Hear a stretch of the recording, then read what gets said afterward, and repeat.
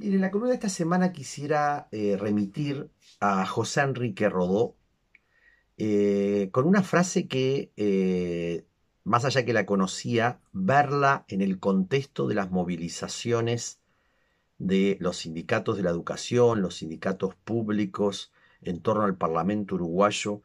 demandando mayor inversión para la educación, mayor inversión para la función pública, en un mismo contexto donde en el Parlamento se estaba interpelando al ministro de Transporte y Obras Públicas en torno a lo que es el puerto de Montevideo y esa cesión que se le ha dado a una empresa transnacional belga y por tanto la cesión de soberanía de alguna manera. Pero me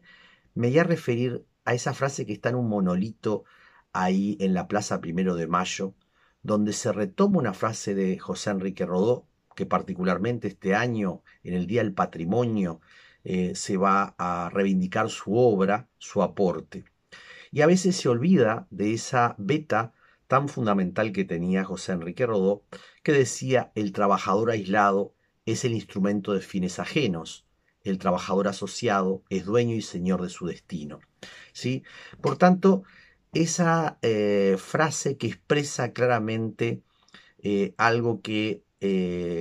a fines del siglo XIX, principios del siglo XX era fundamental en la construcción de los derechos sociales de los cuales heredamos Uruguay y que hoy debe ser también un gran referente.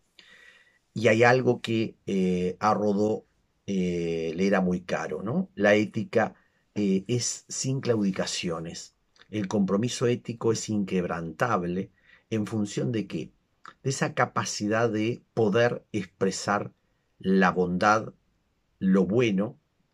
pero sobre todo la búsqueda de la justicia. Y esta dimensión de alguna manera de Rodó relativa a una opinión que en su pensamiento lo vamos a ver en cómo él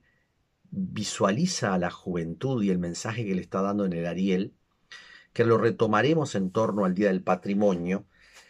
Vale la pena rescatarlo porque en esa movilización que se realizó por los sindicatos, había muchos jóvenes, ¿no? Jóvenes estudiantes que vienen a reclamar la necesidad de la inversión pública para la educación. Entonces, creo que mirar la movilidad social desde referentes, en este caso como José Enrique Rodó, vale mucho la pena. Por otro lado, vámonos un poco más lejos en torno al impacto que ha tenido lo que está sucediendo en Afganistán, ¿sí? Algo que lateralmente todo el mundo sabía o nos habíamos acostumbrado, se había invisibilizado, ¿sí? Pero ante el hecho de la recuperación del poder territorial por parte de los talibanes, parece interesante poder ver las distintas variables que están en juego, ¿sí? Ver nuevamente al imperio norteamericano retirarse de manera muy rápida, más allá que esto ya había comenzado, pero que se sabía de que había negociaciones donde que supuestamente en estos 20 años se había ingresado a ese territorio, territorio que se llama el cementerio de los imperios, ¿sí? Donde en la antigüedad siempre fracasaban los que querían conquistar, lo que le pasó a la Unión Soviética, que dio origen a esa Afganistán secular, donde había equidad de género entre varones y mujeres, las mujeres tenían autonomía, pero sin embargo se desconocieron factores culturales, históricos, territoriales. Estados Unidos supuestamente entró por lo que sucedió el 11 de septiembre de 2001, las Torres Gemelas, donde en Afganistán los talibanes daban refugio a Bin Laden y los que habían tenido esa acción, ¿sí?, en la destrucción de las Torres Gemelas. Y con la misma respuesta del terrorismo que había atentado contra las Torres Gemelas, Estados Unidos va a invadir, bombardear,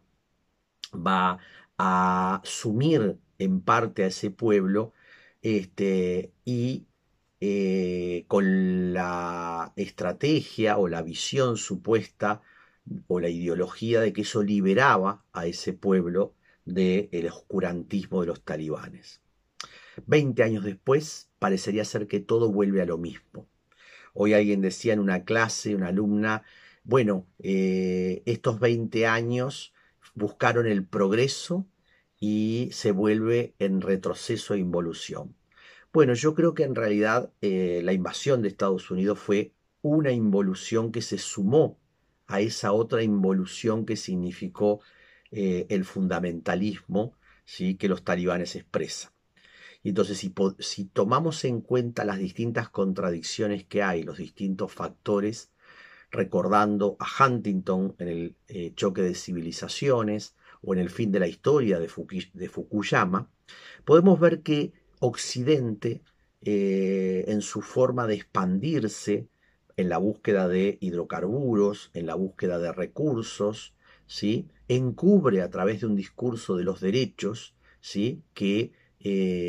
no se terminaron ni solo concretando, sino que muestran la contradicción de las alianzas que hay con Arabia Saudita, que hay con otros países. Entonces, ¿qué está en juego? Aún todos no sabemos todos los elementos, o sea, hay que ponerlos sobre la mesa. Pero los distintos analistas lo que nos están mostrando es que es una región geopolítica muy importante, en la cual la Unión Soviética quiso controlar y no pudo. Estados Unidos va por el mismo objetivo y tampoco puede, y deja instalado un tema complicado donde en principio Irán y Turquía van a tener un rol y por otro lado China y Rusia, ¿sí?, en esa estabilidad regional en la cual no se sabe cómo se va a posicionar los talibanes, si van a tomar la actitud tan fundamentalista que tuvieron en su primer ejercicio en la década de los 90 o flexibilizarán para existir. Pero quiero dejar